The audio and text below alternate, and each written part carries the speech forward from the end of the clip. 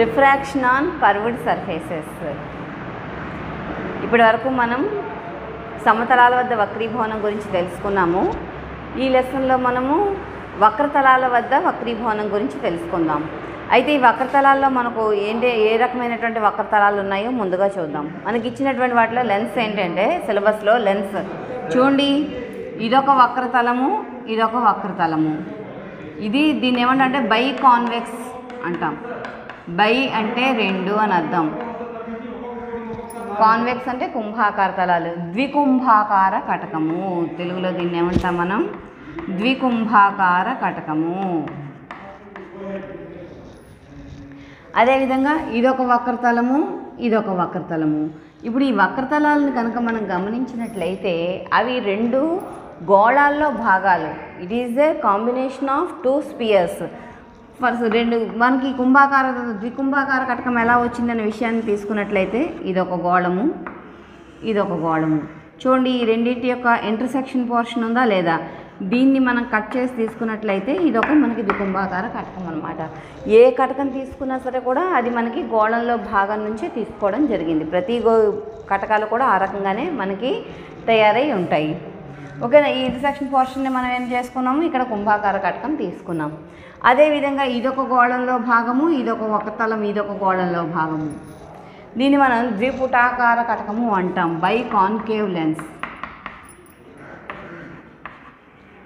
By concave lens, ద్విపుటాకార కటకము. ఇక్కడ చూడండి, ఒకవైపు సమతలం ప్లెయిన్గా ఉంది, ఒకవైపు కుంభాకార తలం ఉంది. దీన్ని ఏమంటామంటే సమతల కుంభాకార కటకము అంటాము. Plano convex lens, plano convex. ఒకవైపు సమతలం ఉంది, ఒకవైపు కుంభాకారం ఉంది. అదేవిధంగా దాన్ని ఈ రకంగా కూడా మనం రాసుకోవచ్చు. ఒకవైపు సమతలం, ఒకవైపు కుంభాకార తలం, ఏదైనా ఎటువైపు అయినా వేసుకోవచ్చు. అదేవిధంగా ప్లేనో కాన్వెక్స్, సమతల కుంభాకార కటకము. ఇవన్నీ కూడా కటకమే, అందుకని కటకం అని రాయట్లేదు. ఇవన్నీ కూడా లెన్స్, టైప్స్ ఆఫ్ లెన్స్. సమతల కుంభాకార కటకము. అదేవిధంగా ఇది చూసుకోండి, సమతల పుటాకార కటకం. ఇది కాన్కేవ్, స్పియర్లో భాగం ఏంటి? కాన్కేవ్. వక్రతలం అక్కడ కాన్కేవ్ ఉంది కాబట్టి ఇది ప్లేనో కాన్కేవ్. సమతల పుటాకార కటకము. ఇక్కడ ఇది చూడండి, ఇది కుంభాకారం. ఇటువైపు నుంచి కుంభాకారము, ఇటువైపు నుంచి పుటాకారము. కుంభాకారము, పుటాకారము రెండు కలిసి ఉన్నటువంటి కాన్వెక్స్, కాన్కేవ్. దీన్ని ఏమంటాము అంటే కాన్కేవో కాన్వెక్స్ లెన్స్. దీన్ని ఏమంటాము? కాన్కేవో కాన్వెక్స్ లెన్స్. పుటాకార కుంభాకార కటకము, పుటాకార కుంభాకార కటకము. ఇవన్నీ కూడా కటకాల రకాలు. వీటిలో ఏవైనా మీకు డయాగ్రామ్ ఇచ్చి అది ఏమిటి అని అడగవచ్చు, అంతకు మించి బిట్ రావడానికి అవకాశం లేదు. Biconvex lens, biconcave lens, planoconvex, planoconcave, concavoconvex lens. ద్వికుంభాకార కటకము, ద్విపుటాకార కటకము, సమతల కుంభాకార కటకము, సమతల పుటాకార కటకము, పుటాకార కుంభాకార కటకము. ఈ కటకాల గురించి మనం తెలుసుకున్నాం. ఈరోజు మనం లెసన్లో ఏంటంటే ద్వికుంభాకార కటకము, దాని మీద కాంతి కిరణాలు పడినప్పుడు అవి ఏ రకంగా ప్రయాణిస్తాయి, అలాగే వాటి ముందు ఏదైనా ఒక వస్తువు నుంచినప్పుడు ఆ వస్తువు దూరం ఆధారంగా ప్రతిబింబం ఎక్కడ ఏర్పడుతుంది అనేటువంటి అంశాల గురించి తెలుసుకుందాం.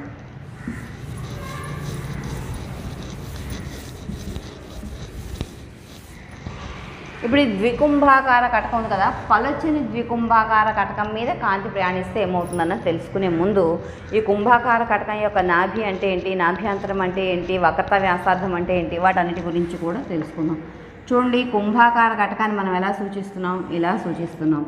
ఇది రెండు గోళాల యొక్క ఉమ్మడి భాగము. It is the intersection of two spheres అన్న విషయాన్ని మనం తెలుసుకోవడం జరిగింది. సో ఈ గోళాలని రఫ్గా మీరు తీసుకున్నట్టు అంటే చూడండి, ఒకటి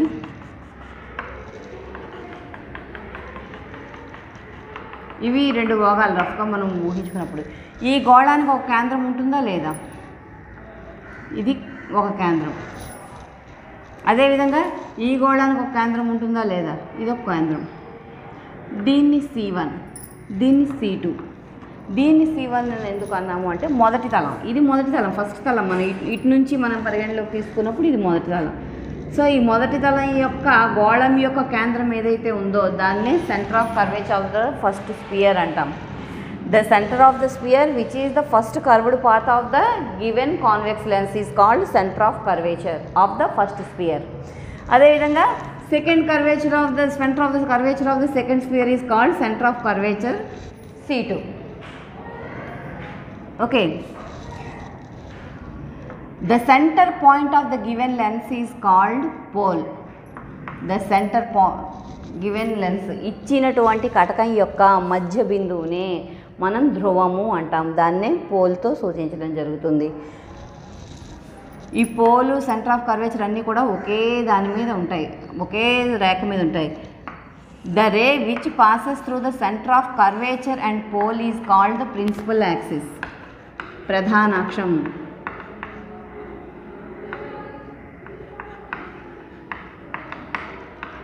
ప్రిన్సిపల్ యాక్సిస్ ప్రధానాక్షము.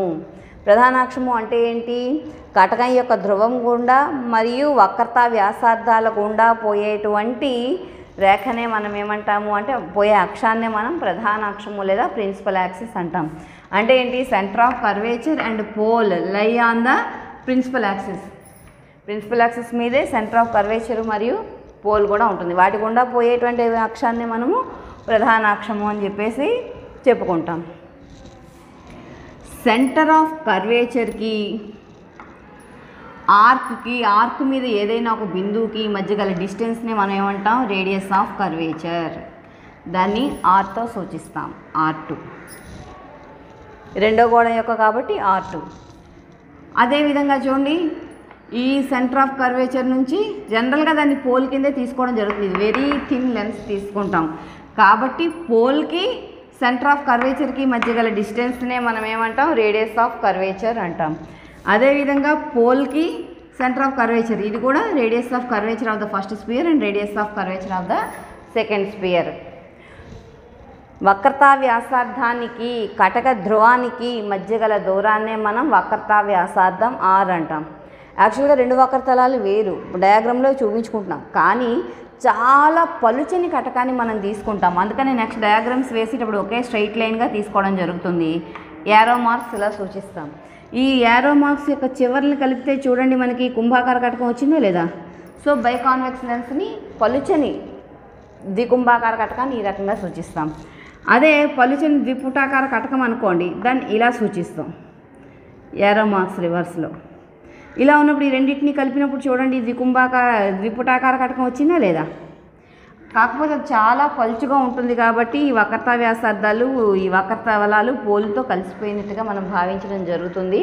అందుకనే ధ్రువానికి వక్రతా వ్యాసార్థానికి వక్రతా కేంద్రానికి మధ్య గల దూరాన్ని వక్రతా వ్యాసార్థంగా పేర్కొనడం జరుగుతుంది.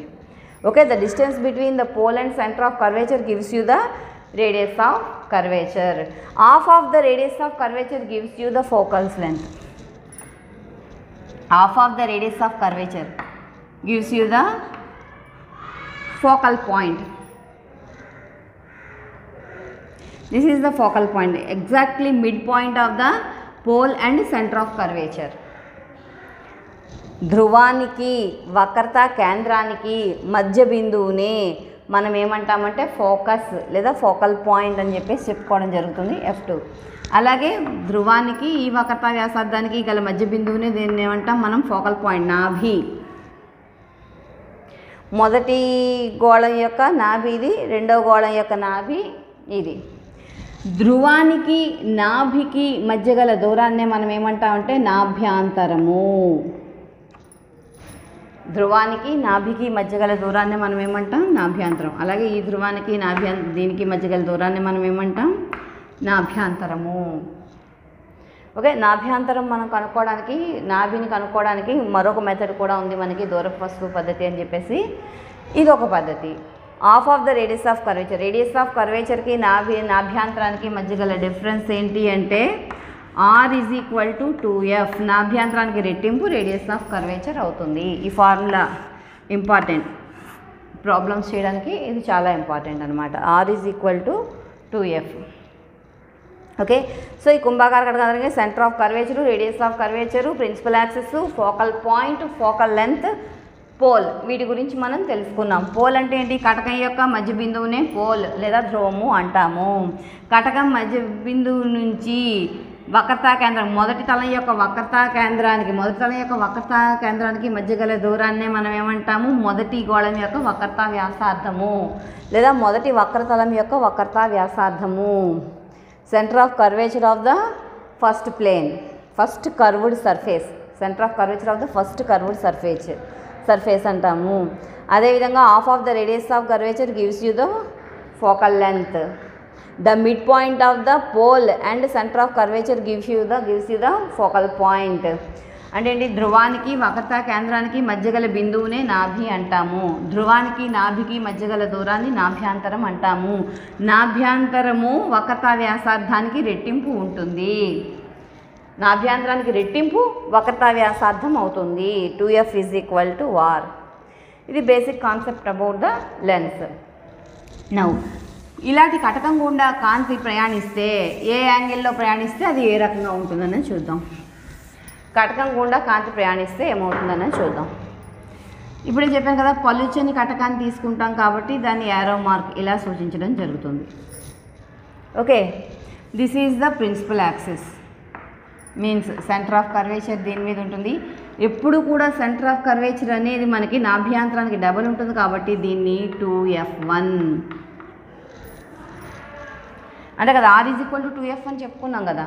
పోల్కి సెంటర్ ఆఫ్ కర్వేచర్కి మధ్య గల డిస్టెన్స్నే రేడియస్ ఆఫ్ కర్వేచర్ అంటున్నాము. అది మిడ్ పాయింట్ F అయితే సెంటర్ ఆఫ్ కర్వేచర్ 2F అవుతుంది కదా. ఇక్కడ ఫస్ట్ సర్ఫేస్ది కాబట్టి 2F1, అలాగే ఇక్కడ సెకండ్ సర్ఫేస్ది కాబట్టి 2F2. ఇక్కడ అంటే 2F2 అంటే ఏంటి? C2. 2F1 అంటే ఏంటి? C1. ఈ రెండింటికి దీన్ని ఏంటి? పోల్ అంట. ఈ రెండింటికి మిడ్ పాయింట్ ఏంటి మనకి? Focus F1. ఈ రెండింటికి మిడ్ పాయింట్ ఈ తలంలో యొక్క focus F2. Okay, pole, centre of curvature ఉంది, ఫోకల్ పాయింట్స్ ఉన్నాయి, పోల్ ఉన్నాయి. For suppose light ray passes through the principal axis, what happens? There is no refraction takes place, directly passes through the principal axis. ఎప్పుడు కూడా principal axis గుండా వెళ్ళేటువంటి రేఖ ఎటువంటి వక్రీభవనము చెందదు, డైరెక్ట్గా వెళ్ళిపోతుంది. ఎందుకంటే ఈ ప్రిన్సిపల్ యాక్సిస్ అనేది కూడా నార్మల్ అవుతుంది మనకి ఈ సర్ఫేస్కి, కర్వ్డ్ సర్ఫేస్కి. నార్మల్ గుండా వెళ్ళేటప్పుడు ఎటువంటి డీవియేషన్ జరగదు. రిఫ్రాక్షన్ కానీ, రిఫ్లెక్షన్ అనుకోండి అదే దానికి తిరిగి వెనుకకి వెళ్ళిపోతుంది. రిఫ్రాక్షన్ అనుకోండి స్ట్రైట్గా వెళ్ళిపోతుంది, ఎటువంటి బెండింగు జరగదు. 90 డిగ్రీస్తో కాంతి కిరణం ప్రయాణించేటట్టయితే, లంబకోణంతో కాంతి ప్రయాణించేటట్టయితే అది ఎట్టి పరిస్థితుల్లోనూ కూడా డీవియేట్ అవ్వదు. ఒకటోది. ఫర్ సపోజ్ లెన్స్ ఇలా ఉంది, దీని పోల్ గుండా వెళ్ళేటువంటి లైట్ రే కూడా డీవియేట్ అవ్వదు. పోల్ కటకం యొక్క మధ్య బిందువు, పోల్ గుండా వెళ్ళేటువంటి రేఖ కూడా ఎటువంటి డీవియేషను చెందదు, వక్రీభవనం చెందదు, స్ట్రైట్ లైన్లో వెళ్ళిపోతుంది. ఈ రెండు చాలా ఇంపార్టెంట్ మనకి. ప్రిన్సిపల్ యాక్సిస్ గుండా వెళ్ళేటువంటి లైట్ రే కూడా ఎటువంటి రిఫ్రాక్షన్ జరగకుండా స్ట్రైట్గా వెళ్ళిపోతుంది. అదేవిధంగా పోల్ గుండా వెళ్ళేటువంటి లైట్ రే కూడా స్ట్రైట్గా వెళ్ళిపోతుంది. మిగతా కండిషన్స్లో ఎలా వెళ్తుందో చూద్దాం.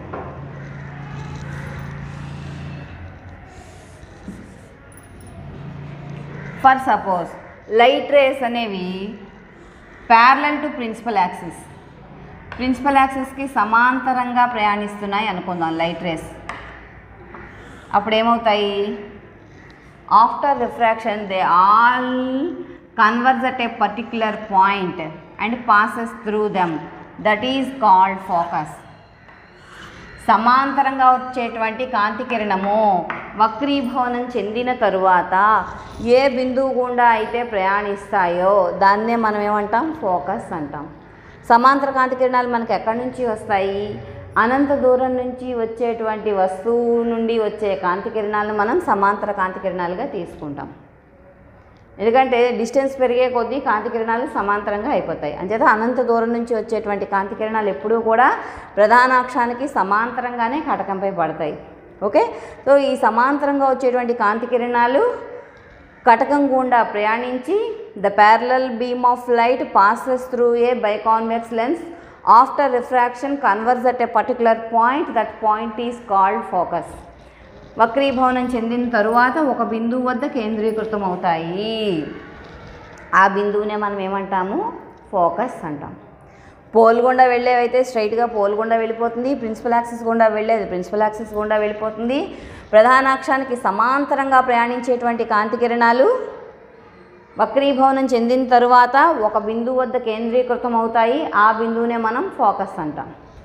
ఓకే, ఫర్ సపోజ్ ఫోకస్ నుండి కాంతి కిరణాలు ప్రయాణిస్తే ఏమవుతాయి? ఇది principal axis. When parallel beam of light passes through the biconvex lens after refraction, all the light rays are converged at a particular point. That point is called focus. Okay, now let us see what happens when the light passes through from the focus. Focus నుండి కాంతి కిరణాలు ప్రయాణిస్తున్నాయి అనుకుందాం. So focus దగ్గర మనకు ఒక source of light ఉంది, దీని నుంచి light rays వచ్చాయి. After refraction what happens? It passes parallel to the principal axis. Refraction జరిగిన తర్వాత ఫోకస్ నుంచి వచ్చినటువంటి కాంతి కిరణాలు బైకాన్వెక్స్ లెన్స్ మీద పడినప్పుడు ద్వికుంభాకార కటకం మీద పడితే వక్రీభవనం చెందిన తర్వాత అవి ప్రధానాక్షానికి సమాంతరంగా ప్రయాణిస్తాయి. Parallel beam of light passes through the biconvex lens after refraction converges at a particular point. The light which is coming from the focus fall on biconvex lens. After refraction the light rays passes through parallel to the principal axis. Focus నుంచి వచ్చినటువంటి కాంతి కిరణాలు biconvex lens మీద పడి వక్రీభవనం చెందిన తరువాత అవి ప్రధానాక్షానికి సమాంతరంగా ప్రయాణిస్తాయి. This is about parallel beam of light. So దీన్ని బట్టి చూడండి, లైట్ రేస్ ప్రిన్సిపల్ యాక్సిస్ గుండా వెళ్ళేది ఎటువంటి డీవియేషన్ చెందదు, ప్రిన్సిపల్ యాక్సిస్ గుండా వెళ్ళిపోతుంది. అలాగే పోల్ గుండా వెళ్ళేది ఎటువంటి డీవియేషన్ చెందదు, పోల్ గుండా వెళ్ళిపోతుంది. అదే parallel beam of light biconvex lens మీద పడి వక్రీభవనం చెందిన తర్వాత ఒక పర్టికులర్ పాయింట్ దగ్గర కన్వర్జ్ అవుతాయి, దాన్నే మనం ఫోకస్ అంటాం. అదే ఫోకస్ నుంచి వెళ్ళినటువంటి లైట్ రేస్ బైకాన్వెక్స్ లెన్స్ మీద పడిన తరువాత వక్రీభవనం చెంది ప్రిన్సిపల్ యాక్సిస్కి సమాంతరంగా ప్రయాణిస్తాయి. Next another one, parallel beam of light falling on parallel beam of light but which is not parallel to the principal axis. What happens then? So these are parallel beam of light. Once you observe, these are parallel or not, but those are not parallel to the principal axis. Parallel beam of light కానీ principal యాక్సిస్కి ప్యారలల్గా లేవు. అటువంటప్పుడు after refraction ఏం జరుగుతుంది? Draw A normal from the focus. These all converge at a particular point. That point must be lie on this plane, that is called focal plane. Focal plane. The normal which is drawn from the focus is called focal plane. The parallel beam of light which is not parallel to the principal axis fall on a biconvex lens. After refraction they all converge at a particular point. That point must be lie on focal plane. ప్రధానాక్షానికి సమాంతరంగా లేనటువంటి సమాంతర కాంతి కిరణాలు ద్వికుంభాకార కటకంపై పడి వక్రీభవనం చెందిన తర్వాత ఒక బిందువు వద్ద కేంద్రీకృతమై ఉంటుంది. ఆ బిందువు ఖచ్చితంగా ఫోకల్ ప్లేన్ నాభీయ తలం మీద ఉంటుంది. నాభి వద్ద గీసినటువంటి లంబాన్నే మనం నాభీయ తలం అంటాము. వక్రీభవనం చెందిన తర్వాత నాభీయ తలం మీద ఏదో ఒక బిందువు వద్ద ఈ సమాంతర కాంతి కిరణాలన్నీ కూడా కేంద్రీకృతం అవుతాయి. ప్రిన్సిపల్ యాక్సిస్కి ప్యారలల్గా ఉంటే నాభి వద్ద ఏర్పడతాయి. Parallel beam of light principal యాక్సిస్కి సమాంతరంగా లేనటువంటి సమాంతర కాంతికిరణ పుంజం అయితే నాభీయ తలం మీద మనకి కేంద్రీకృతం అవుతాయి. ఇది బిట్ ఇంపార్టెంట్. ఎక్కడ ఏర్పడతాయంటే నాభీయ తలం మీద ఏర్పడతాయి. ఇప్పుడు కుంభాకార కటకం ద్వారా ఏర్పడేటువంటి కిరణ చిత్రాలు చూద్దాం. మనకి 5 పొజిషన్స్ ఉంటాయి. ఏ ఎక్కడెక్కడ మనం ప్రతిబింబాలను వస్తువులను పెడితే ప్రతిబింబాలు ఎక్కడెక్కడ ఏర్పడతాయి. The position of the image is very important. Let us see. First position, this is the biconvex lens, this is the principal axis, 2f1, f1, f2, 2f2. మీరు డయాగ్రామ్స్ వేసుకునేటప్పుడు ఒక విషయాన్ని జాగ్రత్తగా గుర్తుపెట్టుకోవాలండి. బైకాన్వెక్స్ లెన్స్ అయితే f1 రైట్ సైడ్ వస్తుంది, f2 left side వస్తుంది. అదే biconcave lens అనుకోండి, మనకి సిలబస్లో లేదు, కానీ బైకాన్వెక్స్ లెన్స్ అయితే f1 ఇటు f2 ఇటు వస్తుంది. ఎందుకంటే మీరు బైకాన్వెక్స్ని తీసుకున్నట్టయితే దాని యొక్క మొదటి తలం మనకి ఇటువైపే ఉంటుంది కాబట్టి f1 ఇటు వస్తుంది, రెండో తలం అటు ఉంటుంది కాబట్టి f2 అటు వస్తుంది. కానీ అదే బైకాన్వెక్స్ తీసుకుంటే మొదటి తలం యొక్క సెంటర్ ఆఫ్ కర్వేచర్ ఇటు ఉంటుంది కాబట్టి రైట్ సైడ్ మనం తీసుకుంటాం. ఆ విషయాన్ని జాగ్రత్తగా దృష్టిలో పెట్టుకోవాలి. నెక్స్ట్, ఇక్కడ మనకు ఉన్నటువంటి పొజిషన్స్ని కనుక తీసుకున్నట్లయితే 5 పొజిషన్స్ తీసుకుంటామండి. ఫస్ట్ వన్ ఏంటంటే beyond 2f2, second one on 2f2, అంటే 2f2కు వెనుక వస్తువుని పెడితే ప్రతిబింబం ఎక్కడ ఏర్పడుతుంది. అలాగే 2f2 మీద పెడితే ఎక్కడ ఏర్పడుతుంది. In between 2f2 and f2, 2f2కి f2కి మధ్యలో వస్తువు పెడితే ప్రతిబింబం ఎక్కడ ఏర్పడుతుంది. నెక్స్ట్ ఆన్ f2 మీద పెడితే ఎక్కడ ఏర్పడుతుంది. In between f2 and p, f2కి pకి మధ్యలో పెడితే ఎక్కడ ఏర్పడుతుంది. ఈ 5 పొజిషన్స్ మనకి ఖచ్చితంగా ఏ పొజిషన్లో ఆబ్జెక్ట్ పెడితే ఇమేజ్ ఎక్కడ ఏర్పడుతుంది అన్న విషయం మీద, అలాగే ప్రతిబింబం యొక్క లక్షణాలు, ఇన్వర్టెడా, నిటారు ప్రతిబింబమా, మిథ్యా ప్రతిబింబమా, నిజ ప్రతిబింబమా, తలక్రిందులైనటువంటి ప్రతిబింబమా, మ్యాగ్నిఫైడ్ వృద్ధీకృత ప్రతిబింబమా, ఈ విషయాలనేవి మనకి ఖచ్చితంగా తెలియాలి. ప్రతిబింబం యొక్క లక్షణాల మీద బిట్ కంపల్సరీ వస్తుంది పొజిషన్ మీద కూడా. సో జాగ్రత్తగా అబ్జర్వ్ చేయండి. సో బియాండ్ 2f2 అంటే ఏంటి, సెంటర్ ఆఫ్ కర్వేచర్ కావాలి, వస్తువుని పెడుతున్నాం, అప్పుడు మనకి ప్రతిబింబం ఎక్కడ ఏర్పడుతుంది అనే విషయాన్ని చూడండి. ఇది ఆబ్జెక్ట్ని మనం ఓజేతో సూచిస్తాం, లేదా ఓ డాష్ అని కూడా పెడతారు. ఓ డాష్ అన్న ఓజే అన్న ఒకటే. ఇక్కడ మనకి కిరణ చిత్రాలు దేని ఆధారంగా మనం చేస్తాం అంటే, సమాంతరంగా వెళ్ళే కిరణం రిఫ్రాక్షన్ తర్వాత ఏ రకంగా వెళ్తుంది, ప్రిన్సిపల్ యాక్సిస్ గుండా వెళ్ళేటువంటి రిఫ్రాక్షన్ తర్వాత ఏ రకంగా వెళ్తుంది, వీటన్నిటినీ బేస్ చేసుకుని మనము ప్రతిబింబాలని గీయడం జరుగుతుందన్నమాట. ఇప్పుడు చూడండి, కనీసం మనం 2 కిరణాలను తీసుకోవాలి. ఆబ్జెక్ట్ నుంచి వచ్చేటువంటి 2 కిరణాలను తీసుకుంటే తప్ప ఇమేజ్ యొక్క పొజిషన్ని ఖచ్చితంగా నిర్ణయించలేము. ఓకే, ఆబ్జెక్ట్ నుంచి వచ్చేటువంటిది ఒకటి సమాంతర కాంతి కిరణం తీసుకున్నాను. The parallel beam of light after refraction which is passes through the focus, కాబట్టి రిఫ్రాక్షన్ జరిగిన తర్వాత ఫోకస్ గుండా వెళ్ళిపోయింది,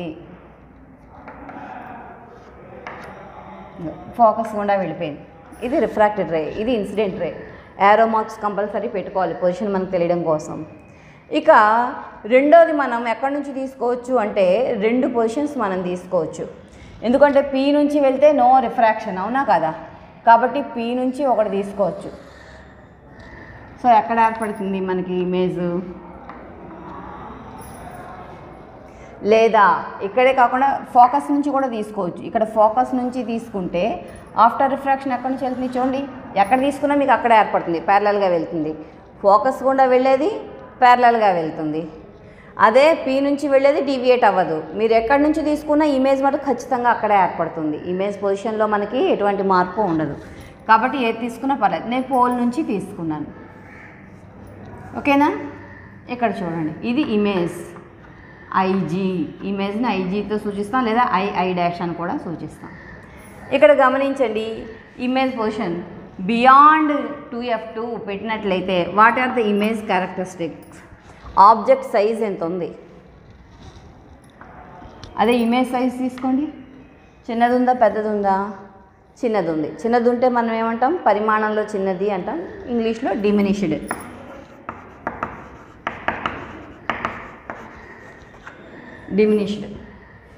నెక్స్ట్ చూడండి, ఆబ్జెక్ట్ సైజ్ అయిపోయింది. నెక్స్ట్ ఇక్కడ నిటారుగా ఉంది, erect image, it is an erect object, but you are getting image inverted image.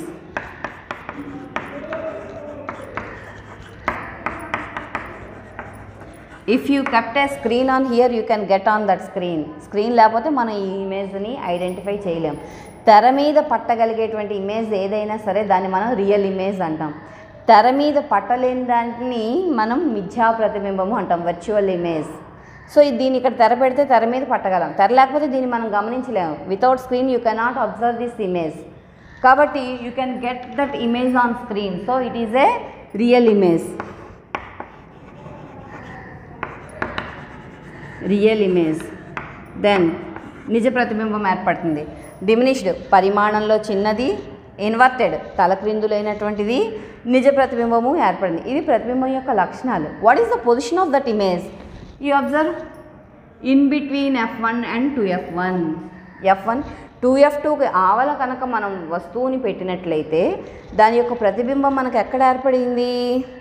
F1కి 2F1కి మధ్యలో ఏర్పడింది. Image lies in between F1 and 2F1. F1కి 2F1కి మధ్యలో మనకి ఇమేజ్ ఏర్పడింది. ఇది ఫస్ట్ పొజిషన్ బియాండ్ 2F2 దగ్గర ఆబ్జెక్ట్ పెట్టినట్టయితే.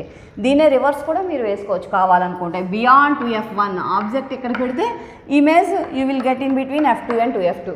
అటు నుంచి ఇటు కానీ ఇటు నుంచి అటు కానీ ఎలాగైనా మీరు వేసుకోవచ్చు, ఏదైనా రైటే. Okay, this is about the first position. Next, what is the next position?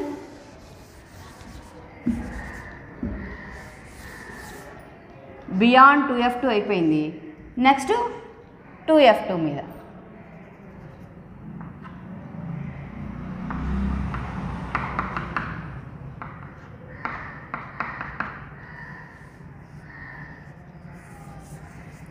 So ఆబ్జెక్ట్ని ఎక్కడ పెట్టాము? 2F2 మీద పెట్టాము ఆబ్జెక్ట్ని. సేమ్ అలాగే parallel beam of light passing through the focus.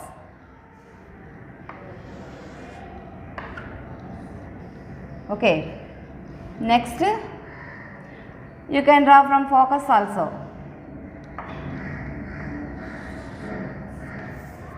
Parallel. Focus నుంచి కూడా గీసుకోవచ్చు, లేదంటే ఫోకస్ రాలేదు.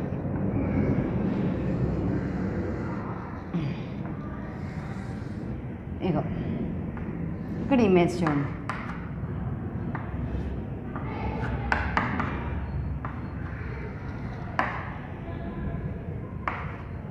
Object image. ఇప్పుడు చూడండి 2F2 మీ పెడితే ఇమేజ్ ఎక్కడ ఏర్పడింది? 2F1 వద్ద ఏర్పడింది. ఇమేజ్ యొక్క క్యారెక్టరిస్టిక్స్ని చూడండి. What are the image characteristics formed when the object kept on 2F2? F2 మీద 2F2 మీద పెట్టినప్పుడు ఎక్కడ ఏర్పడింది ప్రతిబింబం? మనకి 2F1 మీద ఏర్పడింది, on 2F1.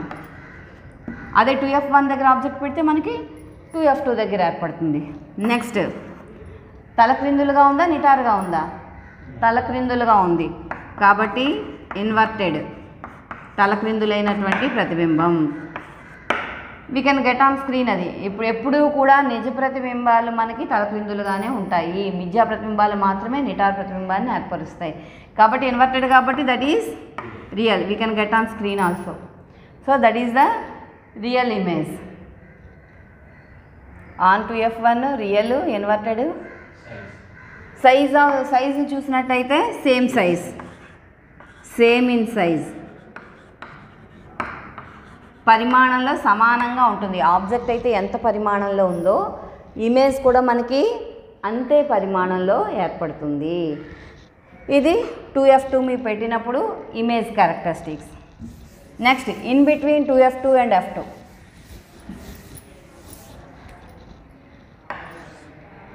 by convex lens.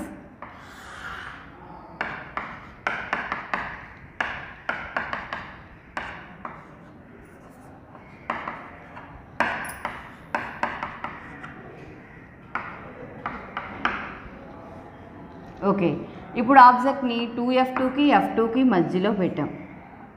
చూడండి ఆబ్జెక్ట్ ఇమేజ్ ఎక్కడ ఏర్పడుతుంది? ఫస్ట్ది parallel beam of light after refraction passing through focus. Next F2 కూడా పోయింది. మీరు P నుంచి కూడా తీసుకోవచ్చు, F2 నుంచి కూడా తీసుకోవచ్చు. చూడండి ఫోకస్ గుండా పోయినటువంటి light ray after refraction parallel to the principal axis. ఇక్కడ చూడండి ఇమేజ్ ఎక్కడ ఏర్పడింది, ఈ రెండు ఎక్కడైతే కోయిన్సైడ్ అయ్యాయో అక్కడ నుంచి ప్రిన్సిపల్ యాక్సిస్కి మనం గీయాలి, అక్కడ ఇమేజ్ ఏర్పడినట్టు. కాబట్టి ఐజీ ఇమేజ్ ఏర్పడింది. ఆబ్జెక్ట్ పొజిషన్ ఏంటి మనకి, in between 2F2 and F2 పెట్టినప్పుడు ఇమేజ్ ఎక్కడ ఏర్పడింది మనకి, బియాండ్ 2F1. 2F1కి ఆవల ఏర్పడింది, 2F1కి ఆవల, 2F1 దాటి అటువైపు మనకి ప్రతిబింబం ఏర్పడింది.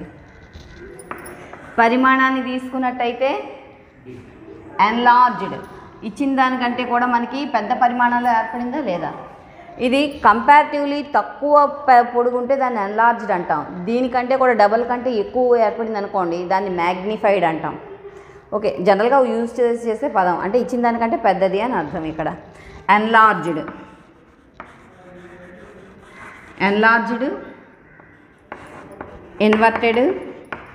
ఇన్వర్టెడ్ కాబట్టి ఆటోమేటిక్గా అది రియల్ ఇమేజ్.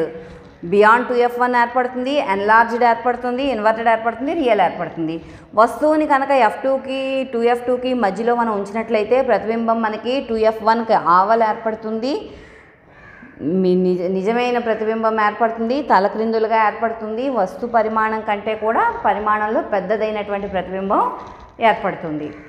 ఇది మనకి ఈ రెండింటి మధ్య వస్తువుని పెట్టినట్లయితే ఉండేటువంటి image characteristics. Next, when we kept object on F2, ఈ ఇమేజ్ క్యారెక్టరిస్టిక్స్ మీద కంపల్సరీ బిట్ ఉంటుంది, జాగ్రత్తగా చదవాలి.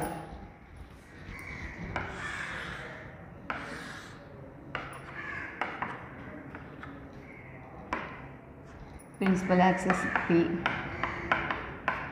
F1 2F1, F2 2F2. ఇప్పుడు ఆబ్జెక్ట్ అక్కడ F2 మీద పెట్టాం, ఆబ్జెక్ట్ని ఎక్కడ పెట్టాం, F2 మీద పెట్టాం. Okay, parallel beam of light after refraction focus గుండా వెళ్ళిపోతుంది. నెక్స్ట్ ఇక్కడ మనకి ఫోకస్ దగ్గరే పెట్టాం కాబట్టి దీని నుంచి ఇదే గీయడానికి అవకాశం లేదు, కాబట్టి ఖచ్చితంగా పోల్ నుంచి తీసుకోవాలి. పోల్ నుంచి వెళ్ళేది మనకి ఏమవుతుంది, ఎటువంటి డీవియేషన్ జరగదు, స్ట్రైట్గా వెళ్ళిపోతుంది. కాబట్టి ఈ ఆబ్జెక్ట్ నుంచి మనం తీసుకున్నట్టయితే చూడండి ప్యారలల్ రేస్ వచ్చాయి మనకి. ఈ ప్యారలల్ రేస్ వచ్చాయి అంటే అర్థం ఏంటి, ఇమేజ్ వీటిని ఎక్స్టెన్షన్ చేసుకుంటూ ఉంటే ఈ ప్యారలల్ రేస్ ఎక్కడ ఉంటాయి మనకి, ఎక్కడో అంతరిక్షంలో కలుస్తాయని అర్థం, స్పేస్లోని. కాబట్టి మనకి ప్యారలల్ బీమ్ ఆఫ్ లైట్ అయితే ఫోకస్లో ఎలా కోయిన్సైడ్ అయిందో ఫోకస్ నుంచి వచ్చింది ఏమంటుంది, ప్యారలల్ రేస్ అంటే ఎక్కడో మనకి అనంత దూరంలో కలుస్తాయి అని ఇమేజినేషన్ మాత్రమే. కాబట్టి ఇన్వర్టెడ్, రియల్, ఎన్లార్జ్డ్ ఇవన్నీ చెప్పుకుంటాం కానీ నిజానికి ప్రతిబింబ లక్షణాలు మనం ఊహించినవే తప్ప వాస్తవంగా నిర్ణయించలేము. So we cannot design the characteristics of the image when we kept the object on focus. You can get image on universe, infinity distance, అనంత దూరంలో మనకి ఇమేజ్ ఏర్పడుతుంది అని ఒక ఎజంప్షన్ మాత్రం ఉంది. ఓకే, నెక్స్ట్ పొజిషన్ ఏంటి, పీకి ఓకి మధ్యలో, పీకి F2కి మధ్యలో అంటే ఫోకల్ లెంత్కి పోల్కి మధ్యలో మనం వస్తువుని పెట్టినట్లయితే ప్రతిబింబం ఎక్కడ ఏర్పడుతుంది. ఈ రే డయాగ్రామ్స్ చాలా ఇంపార్టెంట్, గీయడం కంటే కూడా ఏ పొజిషన్లో ఉంటే ఆబ్జెక్ట్ ఎక్కడ ఇమేజ్ ఏర్పడుతుంది అన్న విషయాన్ని మనం దృష్టిలో పెట్టుకోవాలి. ఓకే, ఇప్పుడు ఈ రెండింటికి మధ్యలో ఆబ్జెక్ట్ని పెట్టాం. Parallel beam of light after refraction passing through the focus on pole. చూడండి, you get a divergent beam of light. ఇక్కడ దీన్ని బట్టి కూడా మనకి ఏర్పడేటువంటి ఇమేజ్ రియల్ ఇమేజా వర్చువల్ ఇమేజా అనే విషయాన్ని మనం నిర్ధారించవచ్చు. ఎప్పుడూ కూడా మనకు అన్నీ కూడా కన్వర్జ్ అయ్యాయి, కన్వర్జ్ పాయింట్ దగ్గర ఏర్పడ్డాయి రియల్ ఇమేజ్ అన్నీ కూడా. So converging beam of light always gives real image, divergent beam of light always gives virtual image. ఇక్కడ మిథ్యా ప్రతిబింబం ఏర్పడుతుంది తప్పితే నిజ ప్రతిబింబం ఏర్పడదు, ఎందుకంటే ఈ రెండు కూడా ఎక్కడా కోయిన్సైడ్ అవ్వవు, పెరిగే కొద్దీ అది ఇంకా డైవర్జ్ అవుతాయి తప్పితే కన్వర్జ్ అవ్వవు. కానీ వీటిని ఇలా పైకి ఎక్స్టెండ్ చేసామనుకోండి, చూడండి ఈ లైట్ రేస్ని ఇంకా ఎక్స్టెండ్ చేసుకుంటూ వెళ్తే ఏమయ్యాయి, ఏదో ఒక పర్టికులర్ పాయింట్ దగ్గర ఈ రెండు కన్వర్జ్ అయ్యాయా లేదా, ఇక్కడ మనకి ఇమేజ్ ఏర్పడుతుంది. బిహైండ్ ద లెన్స్ అంటాం అంతే. ఆబ్జెక్ట్ ఎటువైపు ఉందో ఇమేజ్ కూడా మనకి అటువైపే ఏర్పడుతుంది. ఇక్కడ ఇమేజ్ ఏర్పడుతుంది. దీన్ని ఏమంటాం చూడండి, ఆబ్జెక్ట్ పరిమాణం చూస్తే డబుల్ కంటే ఎక్కువ ఉందా లేదా, దీన్ని మనం మ్యాగ్నిఫైడ్ అంటాం. ఎన్లార్జ్డ్ అని వాడేస్తున్నాం సాధారణంగా, కానీ కరెక్ట్ టెర్మినాలజీ ఏంటంటే మ్యాగ్నిఫైడ్. వృద్ధీకృత మిథ్యా ప్రతిబింబం ఏర్పడుతుంది. ఇక్కడ చూసారా ఇమేజ్ ఎక్కడ ఏర్పడింది మనకి, సేమ్ సైడ్ అంటే బిహైండ్ ద లెన్స్, లెన్స్కి వెనుక ఏర్పడుతుంది అని అర్థం అనమాట. ఆబ్జెక్ట్ ఎటువైపు ఉందో ఇమేజ్ కూడా అటువైపే ఏర్పడుతుంది. ఈ పొజిషన్లో ఇమేజ్ యొక్క క్యారెక్టరిస్టిక్స్ చెప్పండి. బిహైండ్ లెన్స్ లేదా same side of the object. Same side of the object, object ఎటువైపు ఉందో ప్రతిబింబం కూడా అటువైపు ఏర్పడుతుంది. వస్తువు ఎటు ఉందో ప్రతిబింబం కూడా అటువైపు ఏర్పడింది. నెక్స్ట్ పొజిషన్ చెప్పిస్తాం. బిహైండ్ లెన్స్ పరిమాణంలో పెద్దది ఉంది కదా, దాన్ని ఏమంటాం మ్యాగ్నిఫైడ్. ఎన్లార్జ్డ్ అని కూడా రాసుకోవచ్చు, కానీ మ్యాగ్నిఫైడ్ అనేది కరెక్ట్ వర్డ్. మ్యాగ్నిఫైడ్ తెలుగులో వృద్ధీకృత, వృద్ధీకృత ప్రతిబింబము. అలాగే చూడండి ఆబ్జెక్ట్ ఎలా ఉందో అలాగే నిటారుగానే ఉంది, తలక్రిందులుగా లేదు. ఎరెక్ట్ ఇమేజ్, ఇంతవరకు ఇన్వర్టెడ్ ఇమేజ్ వచ్చాయి మనకి. ఈ పొజిషన్లో మనకు వచ్చేది ఏంటి, ఎరెక్ట్ ఇమేజ్, నిటారు ప్రతిబింబము. తెలుగులో అయితే నిటారు ప్రతిబింబము, ఎరెక్ట్ ఇమేజ్. నెక్స్ట్ చూడండి, ఇది ఇక్కడ తెర మీద మనం పట్టగలమా, తెర మీద పట్టలేము. ఈ ఇమేజ్ డైరెక్ట్గా చూడగలం. డైరెక్ట్గా మనం చూసేవి ఏంటి అంటే వర్చువల్ ఇమేజెస్. అద్దంలో మన మొహం మనం చూసుకోగలుగుతున్నామా లేదా, కానీ అద్దం వెనక తెర పడితే మన ప్రతిబింబం అక్కడ పడుతుందా, పడదు. డైరెక్ట్గా మనం చూడగలిగేటువంటి ఇమేజ్లు ఏవైనా ఉన్నాయి అంటే వాటిని మనం నిటారు ప్రతిబింబాలు అని చెప్పేసి అంటాం, మిథ్యా ప్రతిబింబం అంటాం. తెర మీద పట్టి చూసే వాటిని నిజ ప్రతిబింబాలు అంటాం. ఓకేనా. సో ఇక్కడ ఏముంది, ఇది మనకి మిథ్యా ప్రతిబింబం అన్నమాట. Virtual image, virtual image. Virtual ఇమేజ్నే మనం డైరెక్ట్గా చూడగలం. రియల్ ఇమేజ్ అయితే మనం స్క్రీన్ మీద మాత్రమే చూడగలం real image. Okay, this is about the ray diagrams and image characteristics of the object on concave lens, convex lens. Biconvex lens ముందు ఆబ్జెక్ట్ పొజిషన్స్ బట్టి ఇమేజ్ యొక్క క్యారెక్టరిస్టిక్స్ ఏంటనేది మనం చూసాం. ఇప్పుడు ఒకసారి మీరు జాగ్రత్తగా వీటన్నిటిని గమనించినట్లయితే ఇమేజ్ క్యారెక్టరిస్టిక్స్, పొజిషన్స్ చెప్పేసుకుందాము. ఫస్ట్ది బియాండ్ C2, అంతే కదా. 2F2 అంటే ఏంటి, బియాండ్ C2 పెట్టినట్టయితే మనకి ప్రతిబింబం ఎక్కడ ఏర్పడింది, మనకి బిట్వీన్ F1 అండ్ 2F1, F1కి 2F1కి మధ్యలో మనకు ఏర్పడింది. ప్రతిబింబ లక్షణాలను కనుక చూసుకున్నట్లయితే డిమినిష్డ్, ఇన్వర్టెడ్, రియల్ పొజిషన్. అదేవిధంగా ఆన్ C2 మీద పెట్టినట్టయితే ఏమైంది, ఎక్కడ ఏర్పడింది, C1 మీద ఏర్పడింది. అంటే 2F1, C1 అన్నా 2F1 అన్నా ఒకటే. C1 మీద ఏర్పడింది. C2 దగ్గర పెట్టి C1 మీద ఏర్పడింది. Same size, inverted, real. Next in between C2 and F2, F2కి C2కి మధ్యలో, C2 అంటే అక్కడ 2F2కి F2కి మధ్యలో పొజిషన్ పెట్టినప్పుడు మనకి ఏమొచ్చింది, ఎక్కడ ఏర్పడింది,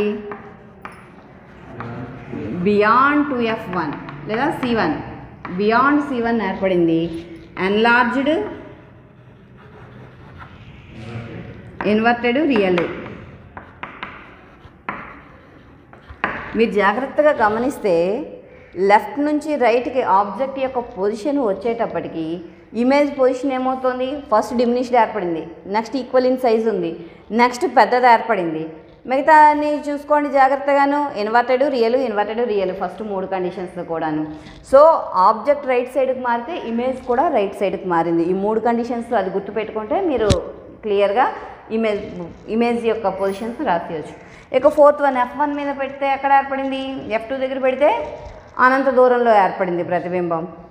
అదేవిధంగా Fకి Pకి మధ్యలో పెట్టారనుకోండి, అది జాగ్రత్తగా గుర్తుపెట్టుకోవాల్సిన విషయం. Fకి Pకి మధ్యలో పెట్టినప్పుడు ఏమవుతుంది, ఇమేజ్ క్యారెక్టరిస్టిక్స్ మ్యాగ్నిఫైడ్, ఎరెక్ట్ నిటారు ప్రతిబింబము, మ్యాగ్నిఫైడ్ ప్రతిబింబము, వృద్ధీకృత ప్రతిబింబము,